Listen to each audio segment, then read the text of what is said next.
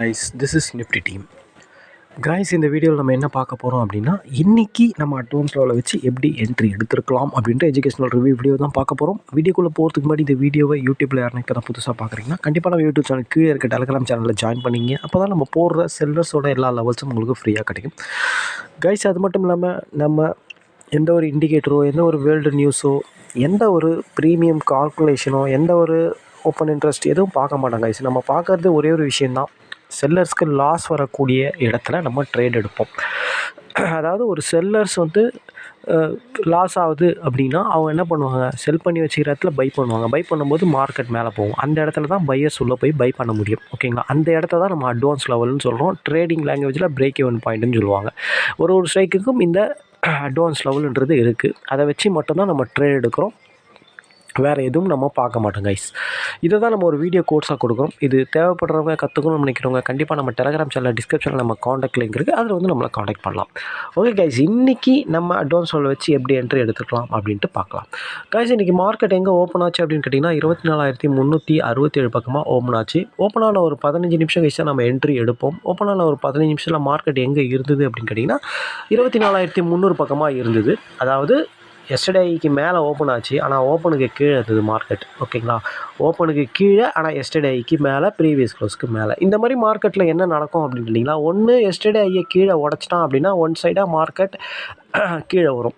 இல்லை சப்போஸ் இங்கே எஸ்டர்டேயில் சப்போர்ட் எடுத்து ஓப்பனை உடைச்சிட்டான் அப்படின்னா மேலே போகும். இது ரெண்டு தான் நடக்கும். சப்போஸ் இது ரெண்டுமே நடக்கலை, ஓப்பனை உடைக்கல, எஸ்டர்டேயை கீழே உடைக்கல, ஓப்பனை மேலே உடைக்கல அப்படின்னா இந்த ரெண்டு ரேஞ்சுக்குள்ளே தான் இருக்கும் மார்க்கெட். ஓகேங்களா, இப்படி தான் நடக்கும். ஓகேங்களா, ஓகே.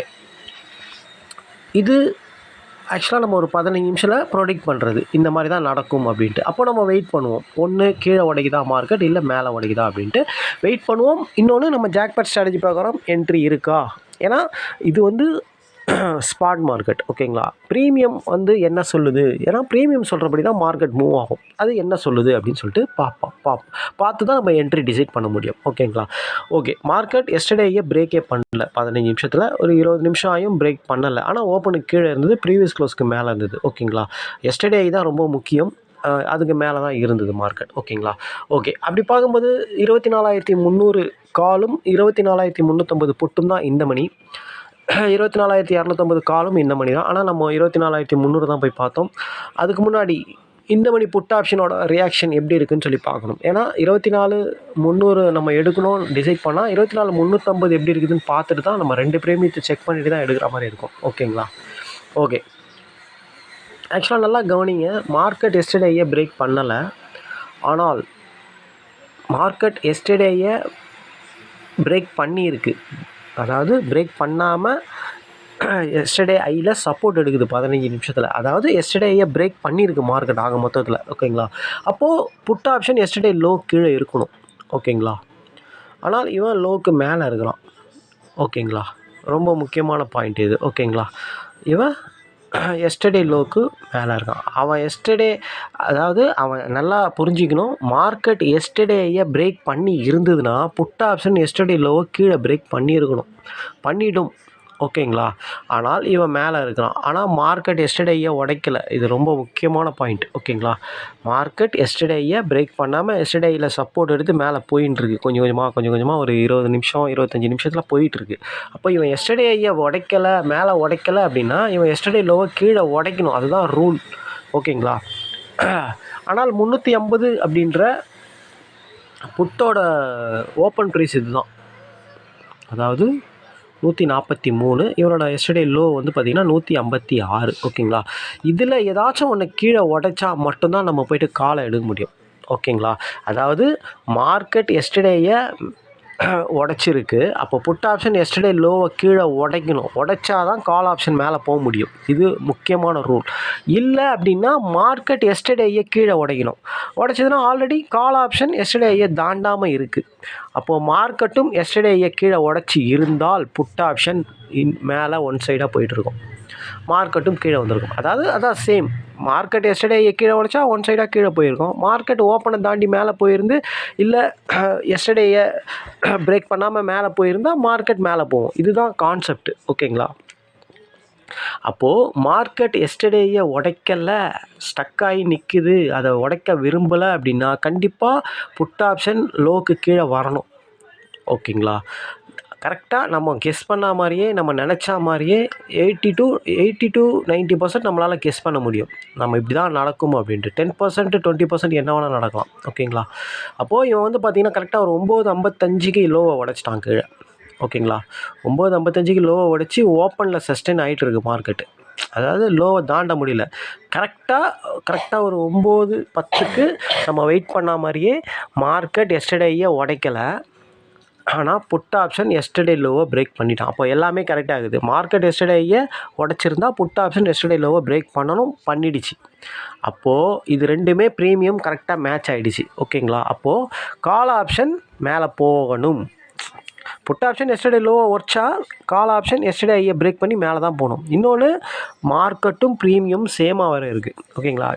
இவன் ஒரு மாதிரி சினாரியோவில், இவன் ஒரு மாதிரி சினாரியோவில் இருந்தால் 2 பேரும் பர்ஃபார்ம் பண்ண சான்ஸ் இருக்குது. ஆனால் 2 பேரும் சேம் பர்ஃபார்மில் இருக்கிறாங்க, மார்க்கெட்டும் ஐயை பிரேக் பண்ணுது, புட் ஆப்ஷனும் எஸ்டர்டே லோவை பிரேக் பண்ணுது அப்படின்னா அப்போ கால் ஆப்ஷன் சிங்கிளாக மேலே போகிறதுக்கு தான் சான்ஸ் அதிகம் அப்படின்றது ஸ்டூடெண்ட் எல்லாருமே புரிஞ்சுக்கிட்டு இருப்பாங்க. ஓகேங்களா? ஸ்டூடெண்ட் இல்லாதவங்களும் கொஞ்சம் கன்ஃபியூஸ் இருக்கும். அது நம்ம ஜாக்பாட் ஸ்ட்ராட்டஜியில் தெளிவாகவே சொல்லியிருப்போம். ஓகேங்களா? அதுக்கப்புறம் பார்த்திங்கன்னா ஒரு 10:15க்குலாம் தெளிவாக மார்க்கெட் வந்து எஸ்டர்டே லோ ஓப்பன் எல்லாத்தையும் உடச்சிட்டான். அப்போது க்ளீனாக வந்து அங்கேருந்து இந்த மணி 24:300 அப்படின்றவன் தெளிவாக மேலே தான் போகிறான் அப்படின்றது தெளிவாக தெரிஞ்சு போச்சு. ஆக்சுவலாக வந்து இவன் எஸ்டர்டேயை தாண்ட போகிறான் அப்படின்றது நம்மளுக்கு 10:15க்கு தெரிஞ்சிருச்சு க்ளீனாக. அதாவது 10:10க்கே தெரிஞ்சிருச்சு. ஏன் அப்படின்னா மார்க்கெட் எஸ்டர்டேயை உடைக்காமல் சஸ்டெயின் ஆகி எஸ்டர்டே ஐக்கு மேலேயே இருக்குது மார்க்கெட்டு, ஸ்பாட் மார்க்கெட். இன்னொன்று ப்ரீமியம் புட் ஆப்ஷன் மார்க்கெட் ஐயை உடைச்சிருந்தானா புட் ஆப்ஷன் கீழே உடைக்கணும். ஓகேங்களா? அவன் கீழே உடச்சிட்டான். ஓகேங்களா? 10 மணிக்குள்ளே கீழே உடச்சிட்டான். அப்போது கால் ஆப்ஷனுக்கு எந்த ஒரு இதுவுமே இல்லை. தெளிவாக மேலே போகிறான் அப்படின்றது ஐயை தாண்டி, அதாவது ஐயை உடச்சி மேலே போகணும், இல்லை ஐ வரைக்கும் போகணும். இதான் ரூல். ஐக்கு பக்கத்துலேயே இருந்ததுனா கண்டிப்பாக இவன் ஐயை பிரேக் பண்ணிவிடுவான்றது நம்மளுக்கு தெரியும். ஓகேங்களா? இன்னொரு விஷயம் என்ன அப்படின்னு கேட்டிங்கன்னா, இவன் ஓப்பனுக்கு கீழே இருந்தவன். ஓகேங்களா? இவனை நீங்கள் என்ட்ரி எடுக்கணும் அப்படின்னா இவன் ஓப்பனுக்கு கீழே இருக்கிறவன். அப்போ ஓப்பனை தாண்டினா தான் நம்ம என்ட்ரி கொடுக்க முடியும். இவனோட ஓப்பன் ப்ரைஸும் எஸ்டர்டேயும் சேமாக இருந்தது 180. ஓகேங்களா? அப்போ இவன் ஓப்பனையும் எஸ்டர்டேயும் தாண்டினா தெளிவாக நம்மளுக்கு என்ட்ரி. ஓகேங்களா? இன்னொன்று அந்த 10:15 மணிக்கு கரெக்டாக புட் ஆப்ஷனும் எஸ்டர்டே லோ பிரேக்கு ஓப்பனை கீழே உடச்சிட்டான். மார்க்கெட்டும் எஸ்டர்டேயை தாண்டிடுச்சு, ஓப்பனையும் தாண்டிடுச்சு. ஓகேங்களா? அப்போது ப்ரீமியம் ரெண்டும் கரெக்டாக செட் ஆகிடுச்சு. அதாவது மார்க்கெட் தெளிவாக ட்ரெண்டை செட் பண்ணிடுச்சு, ப்ரீமியமும் ட்ரெண்டை தெளிவாக செட் பண்ணிடுச்சு. அப்போது கால் ஆப்ஷன் மேலே போகிறதுக்கான தடை எதுவுமே இல்லை அப்படின்றத நம்ம புரிஞ்சுக்கணும் இந்த இடத்துல. ஓகேங்களா? தெளிவாக வந்து பார்த்திங்கன்னா இவன் வந்து பார்த்திங்கன்னா ஓப்பனை தாண்டி தெளிவாக போட எஸ்டர்டேயை தாண்டி தெளிவாக நம்ம இங்கே தான் என்ட்ரி கொடுக்குற மாதிரி இருக்கும். ஆக்சுவலாக நம்ம ஜாக்பாட் ஸ்ட்ராட்டஜியை பொறுத்த வரைக்கும் எந்த ஒரு அட்வான்ஸ் லெவலில் மீட் ஆகணும்னாலும் எடுக்கலாம். ஓகேங்களா? நம்ம ப்ரீமியத்தோட எஸ்டர்டே லோ ஓப்பனை வச்சே நம்ம எடுக்கலான்றது எல்லாருக்குமே தெரியும். ஆக்சுவலாக ஸ்டூடெண்ட்டுங்களுக்கு தெரியும். ஓகேங்களா? ஓகே, அது பிரகாரம் நம்ம 180ன்றது தான் நம்ம லெவலாக வச்சுருந்தோம். எஸ்டர்டே ஓப்பனை தான் லெவலாக வச்சுருந்தோம். மார்க்கெட் கரெக்டாக சினாரியோ செட் ஆகிட்டோன்னா, ட்ரெண்டு செட் ஆகிட்டோன்னா இவனை நம்ம எடுத்தோம். ஓகேங்களா? 180 185 எடுத்திருந்தா கூட மார்க்கெட் வந்து பார்த்திங்கன்னா 228 வரைக்கும் போச்சு. ஒரு இப்போ 25 பாயிண்ட் சாலிடாக கொடுத்துட்டான். 180 85 எடுத்திருந்தா கூட ஒரு 25 பாயிண்ட் ஃபஸ்ட்டு ஒரே கேண்டிலே கொடுத்துட்டான். இவ்வளோ தூரம் போகுமான்லாம் நம்மளுக்கு தெரியாது. நம்ம ஃபஸ்ட்டு 15 பாயிண்ட்டும் அடுத்த 15 பாயிண்ட் தான் டார்கெட் பண்ணுவோம். அது கரெக்டாக அதை தான் நம்ம கன்சிஸ்டண்டாக எடுக்க ப்ராக்டிஸ் பண்ணுவோம். அதே மாதிரி தான் மார்க்கெட் போச்சு. அதுக்கப்புறம் மார்க்கெட் ஒரு அப் ஒரு டவுன் ஆனால் கீழே வரவே இல்லை மார்க்கெட். எஸ்டர்டே கீழே உடைக்கல, ஓப்பனு கீழே உடைக்கல, அப்படியே தான் இருந்தது. மார்க்கெட்டும் ஸ்பாட் மார்க்கெட்டும் அப்படி தான் இருந்தது. ஓகேங்களா? இப்படி தான் இன்றைக்கி ஈஸியாக என்ட்ரி எடுத்துக்கணும். ரொம்ப சிம்பிள் என்ட்ரி. ஓகேங்களா? அதாவது ஸ்பாட் மார்க்கெட்டும் ப்ரீமியமும் ஒரே ட்ரெண்டில் செட் ஆகிருந்தால் நம்மளுக்கு என்ட்ரி ஈஸியாக இருக்கும். ஸ்பாட் மார்க்கெட்டு வந்து ஐயை கீழே உடச்சி, இல்லை ஐக்கு மேலே இருக்கும், ப்ரீமியம் ஐக்கு கீழே இருக்கும். அதாவது ஸ்பாட் மார்க்கெட் வந்து ஐக்கு மேலே இருந்ததுன்னா புட் ஆப்ஷன் லோக்கு கீழே இருக்கணும். அந்த மாதிரி இல்லாமல் லோக்குள்ளேயே செஷன் ஆகி ஓப்பனை உடச்சி மேலே போகிறான்னு வச்சிங்களேன், அப்போ தான் நம்மளுக்கு கன்ஃபியூஸ் ஆகும். அப்போ கூட நம்ம கன்ஃபியூஸ் ஆக தேவையில்ல. ஏன் அப்படின்னா ஸ்பாட் மார்க்கெட்டு ப்ரீமியம் வந்து கரெக்டாக சொல்லிடும் நம்மளுக்கு என்ன நடக்க போகுது அப்படின்ட்டு. ஓகேங்களா? அப்போது ப்ரீமியம் வந்து எஸ்டர்டே லோவுலேயே சஸ்டெயின் ஆகி ஓப்பனை தாண்டுறான், இல்லை அட்வான்ஸ் அவ்வளோ தாண்டுறான்னா கண்டிப்பாக மார்க்கெட் எஸ்டர்டே கீழே உடச்சிடுவான்றது தான் லாஜிக். ஓகேங்களா? ஆனால் இங்கே வந்து என்ன ஆச்சு அப்படின்னா ப்ரீமியமும் சரி மார்க்கெட்டும் சரி, இவன் மேலே உடைக்கிறான், அவன் கீழே உடைக்கிறான். ரொம்ப சிம்பிள். மார்க்கெட் ஐயா உடைக்குது, அப்போது புட் ஆப்ஷன் லோவை உடைக்கணும், உடைச்சிட்டான். 10:15 ஓப்பன் அவனோட எஸ்டர்டே லோ எல்லாத்தையும் கீழே உடைச்சிட்டான். அப்போது கால் தான் பர்ஃபார்ம் பண்ணணும் அப்படின்றது தலை விதி, எழுதப்படாத ஒரு விதி. இதுதான் நடந்தே ஆகணும்.